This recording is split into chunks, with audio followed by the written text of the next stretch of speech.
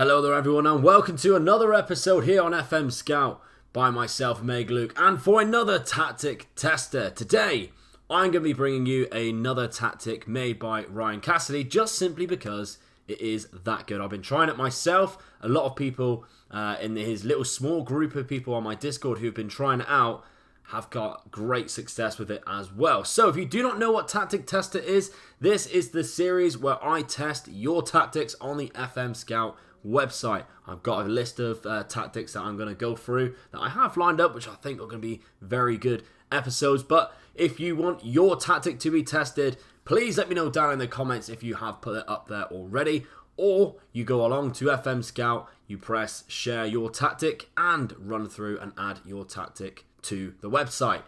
If you like the look of this tactic, for instance today, there will be a link at the bottom, well at the top of the description, where it will take you directly to the FM Scout website on that page to download the tactic. And here we are. This is the tactic. It is an attacking 4-4-2 diamond formation wide, named the Phantom Menace by Ryan Cassidy. And as you can see, it looks a little bit different to what most tactics are looking like this year. And when Ryan first pitched it to me, I thought it was never going to work. However, a lot of testing, a lot of me actually using this tactic on both of my main saves, and to be fair, the director of football one, have shown how good this tactic already is. And the reason why I'm bringing you this video now is because Ryan has just put it on the website very recently, and a lot of people who have been watching my series, a lot of people who've been watching the director of football experiment have been asking how to get hold of this tactic. So here it is today. Let's quickly run through it. This is my Strasbourg save from my live series that I'm doing right now. Obviously, two pressing forwards on attack, an attacking midfielder on support. Both of the wingers just set as wingers on attack, and a deep line playmaker on support. Complete wingbacks, both on support as well, and ball playing defenders. One's a stopper and one's a defender, which I really like. And a sweeper keeper on defend. I think it's quite simplistic, and that's what I like about it. To be honest, considering the familiarity of my tactic is not as high compared to the performance that I've been given, it's not that bad. We have an attacking mentality, and if we have a look in possession, we pass into space, we attack fairly wide with low crosses, working the ball into the box, overlapping on both flanks, using the flanks as well, and playing out of defence. Slightly more direct, with an extremely high tempo, running at the defence, and that's that page. In the transition, it is a Gegen press, distributing the ball quickly, distributing the ball to the flanks, taking short kicks. And if we go out of possession, it is now using the offside trap with such a high line of engagement, much higher line in defence too, using the tighter marking, preventing the short goalkeeper kicks with an extremely high intensity, and staying on feet. And what I'm going to look for is, because the last time that Ryan used a tactic that I used on Tactic Tester, we had the least amount of fouls in every single one that I tested. So today, I'm going to show you the results of how we've got on this season on my Strasbourg save, and 3 others that I have just simulated, just holidayed a year like I usually do. We're going to go over that as well. So if you can smash a like on this video, that would be absolutely fantastic. Subscribe if you haven't done already, and if you like the look of the Strasbourg save and you want to watch some more of it, the Youth to Gold series, where I'm only allowed to sign teenagers and I'm not allowed to use 30 plus year olds, because as you can see from the names that you recognise, or the players that you recognise, they are all very young. So that is the idea of the Youth to Gold. You can find the link to my channel down in the description, or just simply type in Omega Luke Gaming. Come over, say hi, drop me a subscribe as I go towards the 2,000 subscriber mark. So, before we crack on, this is the season preview that we are given at the start of every season. Of course, I'm in. This would have been 2022, the season preview. Put us in 5th position, quite a nice position for Strasbourg, who usually find themselves in the bottom half of Ligue 1. We have, obviously, Iliash Mariba, named after a Patreon member, but Iliash Mariba there, as the only key player outside of the dominant side that Paris Saint-Germain have created with Harry Kane and Donnarumma. It's ridiculous. But anyway, we were predicted to finish 5th, and as you might have already seen, we finished a lot higher than that. In fact, we took it to the wire, almost winning the league. At one point, we were very close. Well, at one point, we were actually above Paris Saint-Germain for a while. So if I go to past positions here and click on us and PSG, as you can see, we are chopping and changing around the top near the end here, the back end of the season. And they just started running away with it when they defeated us in one of the games. So very unfortunate. This is the year of the World Cup as well. So the schedule-wise was very mixed bag as well. So as you can see, December we played just a lot of friendlies while the World Cup was happening. And from here on was where I actually implied the tactic. So I think at this point here, I was using the previous tactic that Ryan made. I used the new tactic for the friendlies, and I really do recommend you do that as well. Use this tactic during pre-season. Don't integrate it during the middle of your season because you might be unhappy with the results that you get to start off with. Make sure your players become familiar with it. Even train the players in the certain positions. If you have attacking midfielders on the left and the right, train them to play midfield left, midfield right as a winger on attack. It might help you get a lot better results earlier on. And as you can see, this is where I integrated this tactic live on stream. How many greens there is all the way down to Lyon on the 22nd of February. An outstanding amount. We even beat PSG there 2-1, 7-1 there. There's a lot of times where we didn't concede a lot of goals. And then we really continued. And our first loss on this tactic was PSG in March. We continued to run again until we started getting crowded out with a lot of games at the back end of the season. Look how many games we played in April. Ridiculous, just because of the World Cup. And that is really where the tactic not failed, because I think it was the fact that we had to play a lot of games. I don't think it was the tactics' fault that the World Cup cost us, to the point where obviously we were in the last stages of the Europa League too.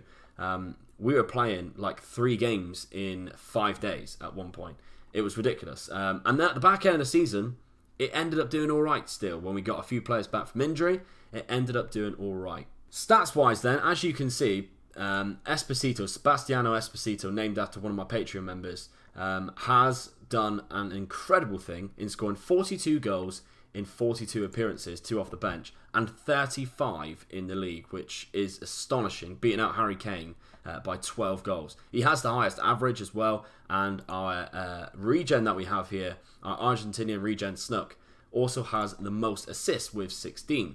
It's very good indeed. But let's have a look at the team stats overall and see how we got on. We scored the most goals with this tactic, which I'm not surprised with whatsoever, with the amount that we actually did score. We had the best shooting accuracy, the best cross completion. We were up there with the best tackling completion, which makes me think as well we will be bottom of the most fouls made. Joint second bottom with 200. Well, joint second bottom with 229 with PSG. So very good indeed. Attacking wise, we also scored the most goals from corners because this has corner routines set up in the tactic. So in 38 matches, we scored 18 goals from corners, which obviously is really, really high. Chances created, we were at the most as well. Shots on target ratio were at the most, but I suppose that's a lot directed to your actual players. And defending, we were also joint first on defending corners. So as you can see here, we only conceded 1 throughout the whole season. So now let's take a look at some of the other tests that I have done with this tactic. We'll start off as a season preview and have a look before we see what the end result is from going on holiday 1 season using this tactic. So we start off in Argentina with Velez. Quite a big Argentinian side. But if we have a look at Velez, they are predicted to finish roughly at the top end of the season. Not too high. 7th position. Obviously, River Plate and Boca Juniors are always going to be the favourites. 7th position, they reckon Velez will finish. I'll show you the tactic with what they consider as their first team. I just picked it randomly because I think Velez is like my favourite Argentinian side because of the amount of wonder kids across the years that I have bought from them, with the likes of this year, Thiago Almeida. So I just picked them really at random because of that. Turns out they do have some players who really do suit this tactic, so I'm excited to see how this gets on. Next up here we have Venezia, who are predicted to finish 14th in Serie B. So I thought this would be like the back end of the league, someone who you would consider a struggling side, likely to be down and around the relegation zone. I thought it would be a good idea to pick Venezia as another side to try this tactic with. And if you have a look, I've already set it out as a tactic. They do actually have some good forwards for it and a good winger. Not necessarily on that left-hand side. The defence isn't bad either. So I'm intrigued to see how this team will do. I've never heard of this team, actually. I'm not that big on the lower leagues of Italy. So I'm intrigued to see how this team does in Serie B using the tactic. Of course, because it's obviously an attacking tactic as well. So against the bigger sides of the league, whether they'll really struggle. And last but not least, I am going to try with Sporting Lisbon. Predicted to finish third in the league. Not necessarily a reason why. I just thought maybe, obviously, Benfica and Porto are the main guys or the main teams in that league. Thought picking someone who is there or thereabouts, always fighting for the title. I don't think they've won it for a while. But there or thereabouts, just to see how it works with a stronger team in the league. So we have quite a decent setup for this formation already. On the attacking mentality, I'm intrigued to see how many goals they score, that sort of thing. So, without further ado, let's see how all of these teams get on at the end of the season and see how this tactic really performed. So, we're going to start off in Argentina, and straight off the bat, it looks like this tactic works wonders with Vélez. They finished top, joint top with River Plate, but it seems like they won on goal difference, so we'll see. I mean, I can already see that we had the top goal scorer in the league, Maximiliano Romero from PSV. So already that looks like a big positive. Let's look more into the stats then. Team overall, easily the most goals by about 14 there. How many goals? Best completion, tackle completion. Most fouls made, let's see if they're down the bottom. They are by a lot as well. Corners, I'm intrigued because obviously it has a corner set up. Who scored the most goals from corners? We're up there. 1 goal behind Newell's, who scored from 8. Defending wise then, if they're up there as well. Not necessarily. They conceded 6 from corners, whereas Boca Juniors and Huracan never actually conceded. So that's quite interesting. Looking through the statistics though, this one is huge. Chances created, 150, and the closest one behind that is 97. And as you can see, it goes down throughout the league. 150, so 53 more chances than second place. That is higher than up to 15th in the league for total season. So that is outstanding. I'm quite intrigued to see what this one is like with all of the teams, to really see if that's like an ongoing thing. So next up, let's have a look how we got on in Portugal. And it does seem, well, it seems like someone has really done the business at Benfica. An unbeaten season, won the league on 90 points. But Sporting finished second. Not too bad. Not too bad. Porto ended up finishing 4th, a point behind Sporting. But we have the top scorer of the league, 20 goals.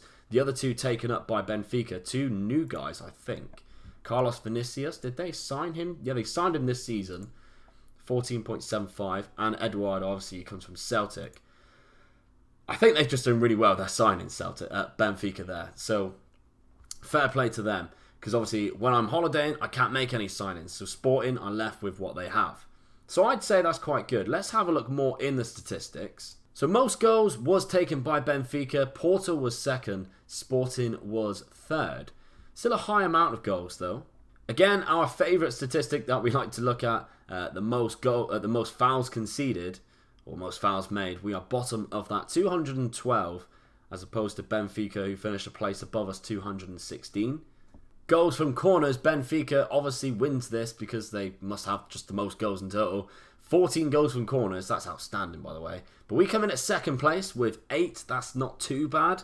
Chances created though, we are above Benfica. And for a team who scored the most goals in the league and won the league by a crazy amount, the fact that we have more chances created suggests that if you have the better strikers, if we had Eduard, maybe, just maybe Sporting would have won that league fairly easily because we're creating the most chances.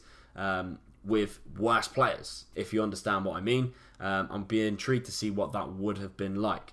Let's have a look at defending corners then. Did they really concede a lot from corners? Second place with just the 2 goals scored against them. Benfica, again, no shock there, with only conceding 1. So finally then, that is Portugal. Let's go over to Italy and find out how the team got on in Serie B. Well, well, well. Look what we have here. Venezia are champions. I can't believe it. I genuinely can't believe it. Venezia have won Serie B. I mean, where are they predicted? Like 16th or 17th? Something ridiculous like that. Might have been 15th. The most goals scored, they had the 2 top goal scorers in the league. This man, Montalo, and this man, Fiordalino, who has 6 finishing. And somehow he scored 16 goals and is the second goal scorer in the league. Average rating was absolutely bossed by Venezia players. 4 out of the top 5 that they have there. Assist-wise, they're nowhere to be seen, but there he is. He's joint third. He's doing all right. Is this man who doesn't exactly have the best attributes either. This is shocking to me. This is really shocking how well this has been performing. The most clean sheets as well. Let's look more into the team. Most goals scored, 78 above 57 goals scored. A very high amount. Tackling completion, the highest in that. So I bet in the most fouls made, we are down the bottom. We're not actually bottom. 18th. 2 other clubs finished lower than us. So let's clip over to the corners then. Goals from corners. Joint 4th place with 7 goals scored from corners. But chances created, there's no, it's there again. It's there again. Evidence suggests with all 4 of the experiments that we've done here that if you've got good strikers who can somehow kick a ball, Venezia being a big example here, 151 chances created, and second place was 89. That's outstanding. That is absolutely outstanding stuff. So there we have it then. 4 experiments done. I'd say 3 really successful ones. And Sporting Lisbon, maybe it would have been a little bit better if they had the better strikers. Benfica really running away with it and making it a bit difficult for this experiment. But this, the proof is in the pudding with Venezia, and definitely with Velez. And, you know, with my Strasbourg, for people who have watched my Strasbourg save, they can easily vouch for me that it's worked rather well.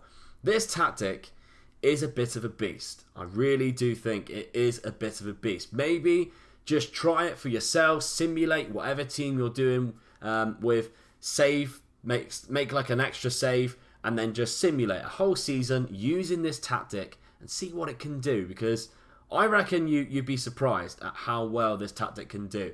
Get yourself a couple of good finishes, and, well, the results, as you can see, are great. So, Ryan Cassidy once again strikes with an incredible tactic. The Phantom Menace is this tactic. The link is down in the description, as well as the link to my channel. Please come over and say hi. But make sure you're subscribed to the FM Scout channel. The website is down there as well if you want to post your tactic. And I'll see you next time for another video of Tactic Tester by Omega Luke. Bye bye.